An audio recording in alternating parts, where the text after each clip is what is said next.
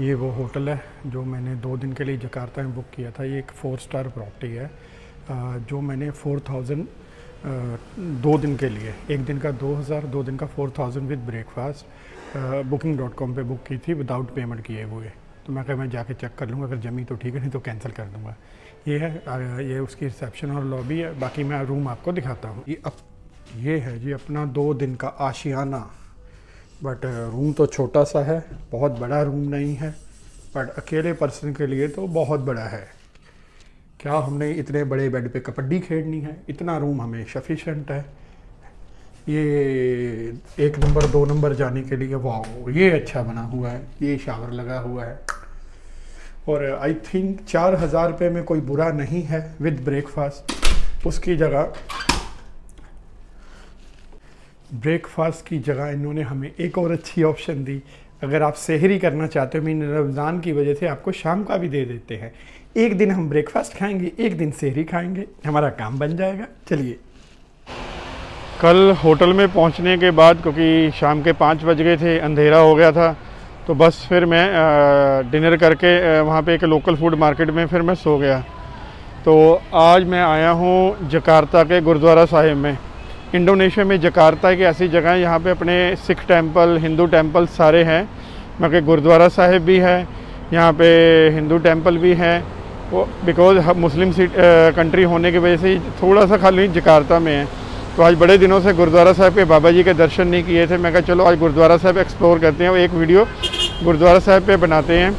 तो total Jakarta में 4 गुरुद्वारा साहिब है, बट मैं सबसे जो नज़दीक मेरे होटल में पड़ता है, मैं उस पर आया हूँ। तो चलिए हम अंदर चलते हैं।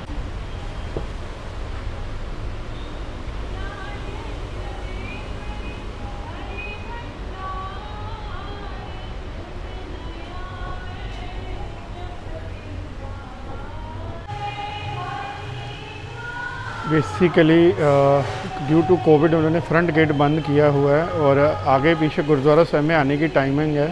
संडे सुबह 7 से दोपहर 12 बजे तक खुला रहता है और लंगर भी चल रहा होता है। तो अगर आप आ रहे हो तो पिछले गेट से इंटर करना। चलिए मैं अब आपको अंदर लेके चलता हूँ।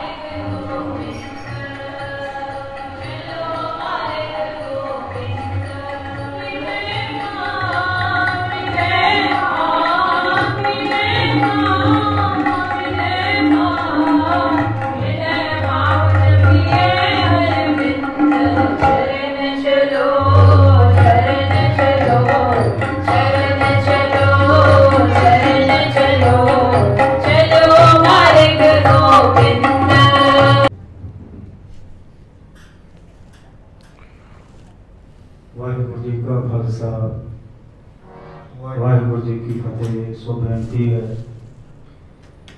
हम करीबन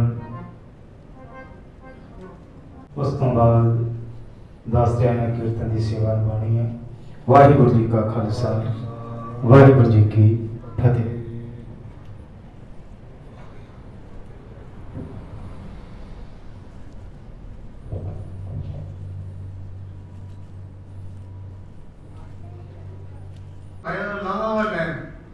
लगा कि तू पकड़े सब मुक्ति चली रहन।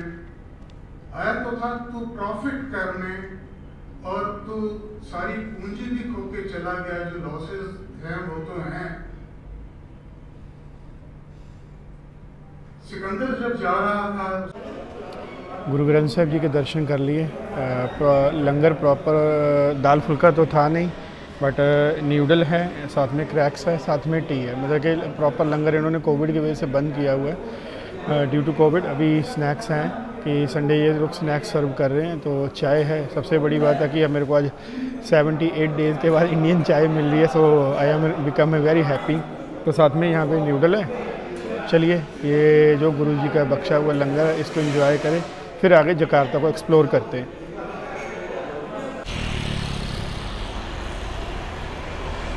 गुरुद्वारा साहिब से निकल के मैं आ गया था। एक मेरी यहाँ पे फ्रेंड है, मेरे को किसी मतलब ऑनलाइन मेरी फ्रेंड बने थे, उसने मेरे को लंच के लिए इनवाइट किया है।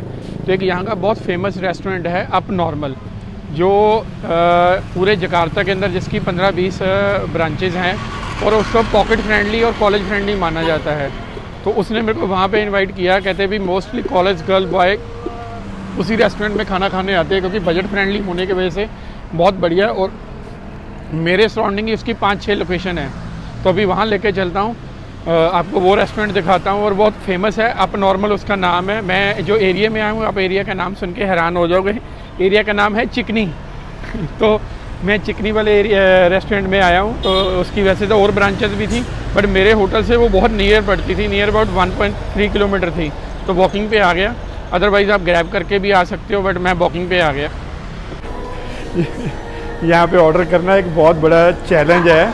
रीज़न क्या है, क्योंकि इनको यही नहीं समझ आ रहा कि बीफ और चिकन में डिफरेंस क्या है। उनके लिए मीट ही है, चाहे आप बीफ लो चाहे चिकन लो। आधा घंटा लग गया ऑर्डर करते हुए।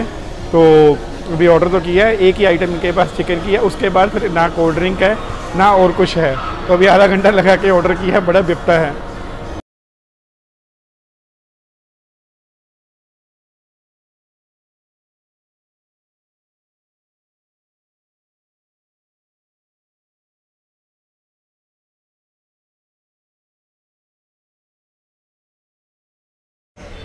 लंच हो गया जी। एक्चुअली अप नॉर्मल के नियर अबाउट और भी काफ़ी रेस्टोरेंट हैं, तो मेरे को तो इसका फूड जमा नहीं है, क्योंकि मैं पिछले 1 महीने से इंडोनेशियन फूड खा रहा हूँ। अब मेरे को इंडोनेशियन फूड के टेस्ट का पता लग गया है कि कैसा है कैसा नहीं है। इसके सराउंडिंग और भी अच्छे रेस्टोरेंट है मेरे ख्याल से। एक तो अप नॉर्मल के अंदर सबसे बड़ी बात है कि ऑप्शन ही नहीं है, वेज तो है ही नहीं है, और चिकन में भी एक ऑप्शन है। तो आप इस जो चिकनी एरिया है ना, इस एरिया में और बहुत रेस्टोरेंट है अच्छे, जो आप ट्राई कर सकते हो। बेसिकली दोपहर का खाना खा के ना अभी शाम के डिनर के लिए आया हूँ। ये मेरी काउ सर्फिंग फ्रेंड है, इन्होंने मेरे को डिनर के लिए इनवाइट किया। यहाँ पे एक लोकल रेस्टोरेंट है जो इतना ज़्यादा क्राउडी है कि 1 घंटा हमें खड़े होने के बाद ही जगह मिली। आप बाहर भी देखोगे लाइन लगी है, और इनसाइड भी देखोगे लाइन लगी है। तो हम ये लोग तो बीफ खाएंगे, ये इनका बीफ आ गया, ये मेरा चिकन आ गया, और साथ में राइस है। तो चलिए मैं आपको बताता हूँ। इसकी जो दोपहर को गए थे वो तो बहुत बकवास था, पर ये ठीक लगा मेरे को। डिनर हो गया जी। थोड़ी सी ये मेरे को और 1-2 आउटिंग करानी जा रही। एक चीज़ ना इंडोनेशिया मेरे को बहुत बुरी लगती है, मैं किसी को बुरा नहीं कहता। यहाँ जो मांगने वाले हैं ना, वो क्या करेंगे, कोई स्पीकर लगा के गले में आ जाएंगे। जैसे अभी एक कबूतर जा रहा है, जब आप खाना खा रहे हो आपके सर पे आके खड़े होकर स्पीकर बजाते रहेंगे। एक पीछे था वो म्यूज़िक बजा रहा था।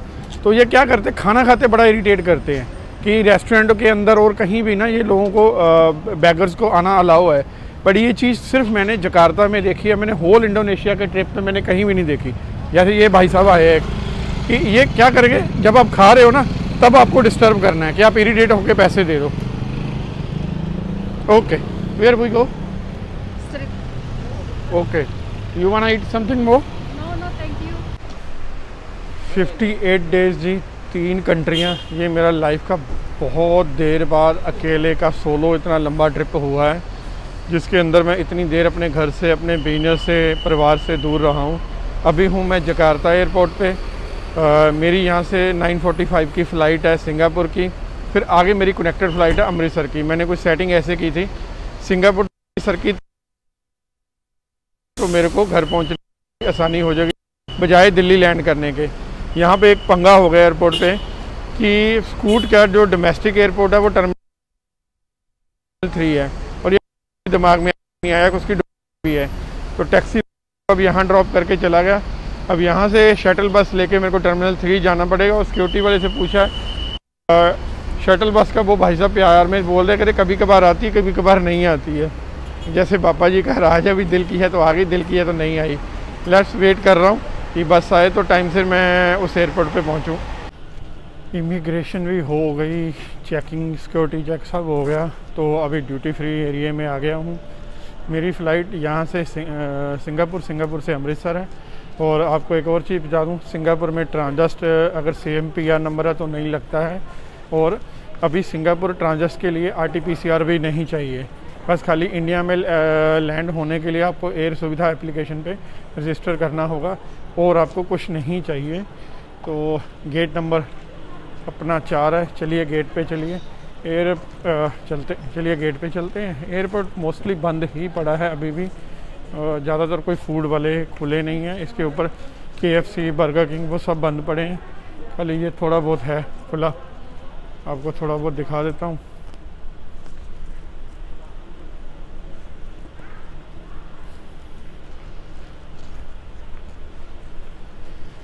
बात करूँ ऑल ओवर इंडोनेशिया का ट्रिप अच्छा भी रहा तो बहुत अच्छा भी नहीं रहा। अच्छा ये था कि सबसे पहले आ गए तो थोड़ी सी कवरिंग मिल गई। बहुत अच्छा इसलिए नहीं लगा कि मोस्टली जो टूरिस्ट प्लेसेस थे वो सारे बंद पड़े थे, इस वजह से काफ़ी चीज़ें रह गई, जिसके वजह से शायद मैं दोबारा आऊँ, पर वो कब राउंड लगे कह नहीं सकते हैं। जकार्ता से फ़्लाइट 1 घंटा लेट हो गई। सोचा था कि सिंगापुर जाके कुछ खा लूँगा, क्योंकि जकार्ता में कोई भी रेस्टोरेंट, कोई भी कॉफ़ी शॉप कुछ भी नहीं खुला था, सब बंद थे। और नाश्ता होटल में किया नहीं, क्योंकि सुबह 5 बजे होटल छोड़ा तो नाश्ता कहाँ मिलना था। पर अब टाइम ही नहीं बचा, ट्रांसफ़र में 1 से 1.5 घंटा बचा है, तो फटाफट पहुंचना है क्योंकि गेट काफ़ी दूर है।